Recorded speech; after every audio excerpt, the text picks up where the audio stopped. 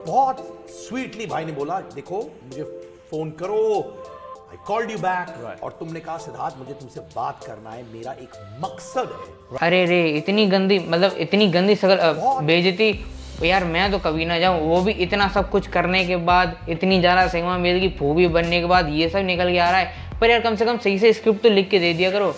अब क्या ही कर सकते हैं, खुद ही गवार हैं।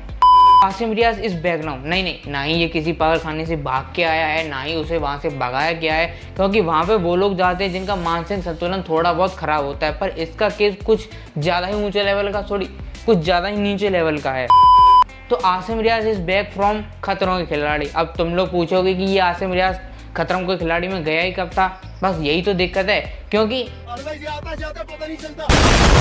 आसिम रियाज खतरों के खिलाड़ी से आया नहीं, भगाया गया है। क्योंकि आसिम भाई एंडी ट्रेड की स्टेप मदर हैं, बहुत ही ज़्यादा सिग्मा हैं, फुल एटीट्यूड है, बहुत पैसे से भरे हुए हैं, इतना कि इनके सामने इंडिया का best action comedian best movie director भी कुछ नहीं है। इसीलिए ये वहाँ से चले आए पिछवाड़े पे जूता खा के। आज सुन ले वरना मैं उठक के यहीं पटक दूंगा। ऐसे अब मैं इतनी देर से इस बड़बोले के बारे में बात कर रहा हूँ, तुम लोगों को पता नहीं है कि आसिम रियाज कौन है। देखो तुमने बिग बॉस देखा होगा 13 वाला, सिद्धार्थ शुक्ला वाला, तो हाँ उसी सीजन में सिद्धार्थ शुक्ला का नाजायज वाला था। सॉरी ये मजाक था, काफी ज्यादा बैड जोक था। सिद्धार्थ ने इसको बेटा मानने से मना कर दिया था। तो देखो बिग बॉस 13 में कई सारे भेड़ बकरी फिर से बिग बॉस के घर में भरे गए। कई सारे लोग मसल गेन कर रहे थे, कहीं करियर गेन कर रहे थे, कहीं एक कोने में अनजान सा नॉन मासूम लीचड़ कमीन बुरी सी शक्ल वाला आसिम रियाज बैठा हुआ था। अब मेन बात ये रही कि आधे से ज़्यादा बिग बॉस में सिद्धार्थ शुक्ला से लड़ने के बाद जब पता चला कि सामने वाले का मूड फिरेगा तो नीचे दबा लेगा, तो अपनी भलाई के लिए end of the time Siddharth के सामने घुटनों पे ये बैठ गया। और इसी की वजह से रनर अप रहने के बाद और रेस्पेक्टेड सिद्धार्थ शुक्ला के जाने के बाद इतना फेम सिद्धार्थ के नाम पे खुद शहनाज गिल ने नहीं खाया, उससे कई ज़्यादा आसिम रियाज ने खाया है। कहीं इसके सपने में सिद्धार्थ शुक्ला आ जाते हैं, कहीं ये कहता है कि सिद्धार्थ शुक्ला मेरा बहुत ही बढ़िया दोस्त था, ये था वो था। And he came in my dream and it was nothing कि कोई नई सी कोई एंड ऑफ द टाइम हर किसी को पता चलेगा कि आसिम रियाज का सेल्फ रेस्पेक्ट और दिमाग का पेज दोनों ही लूज है। और इसके बाद ये गायब रहते हैं और हाल ही में खबर आती है कि ये कबूतर उड़ते उड़ते पहुंच चुका है खतरों के खिलाड़ी के सेट पर। पर ये पहुंचा नहीं, लात मार के भगा भी दिया गया।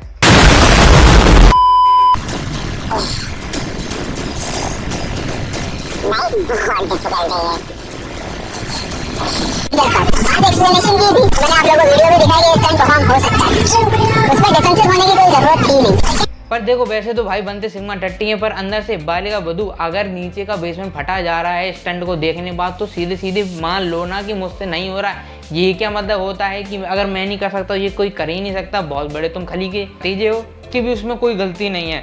इसको भी ये लगा कि हर रियलिटी शो की तरह इसमें भी लड़ाई करके ही आगे बढ़ जाएंगे।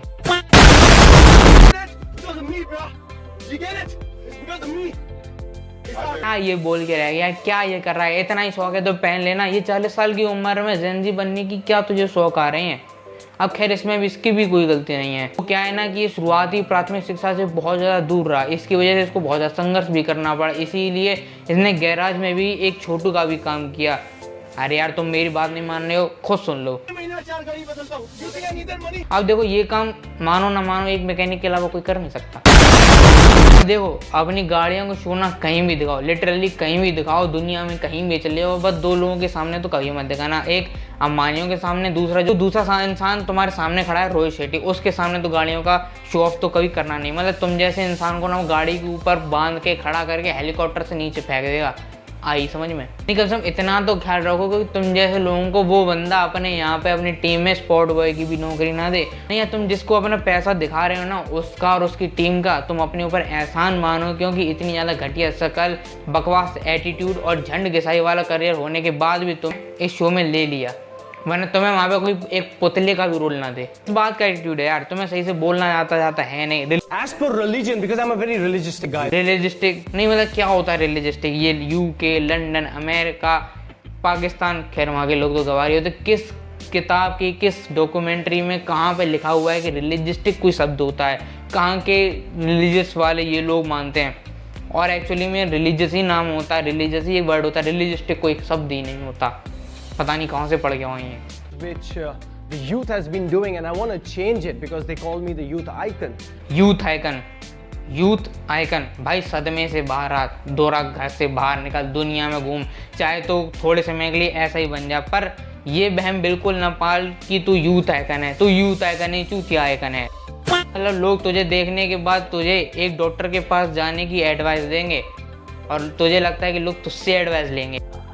I didn't feel it, and she didn't say it, so I don't know how did I feel that time if she probably said it. Did you want to hear that coming? I don't know. I didn't give a fuck when she told me. I was moving on. I was like, okay, because I was like, I know myself. I believe in myself. मैं भाई तू जम्मू की गलियों में पैदा हुआ है, वहाँ पर पढ़ा लिखा है, तू अपने आप को ट्रम्प का सगा भतीजा क्यों समझ रहा है? नहीं मतलब तुझे क्या लगता है ऐसे करके बोलेंगे तो तेरी एकदम ऑडियंस सारी बैच हो जाएगी?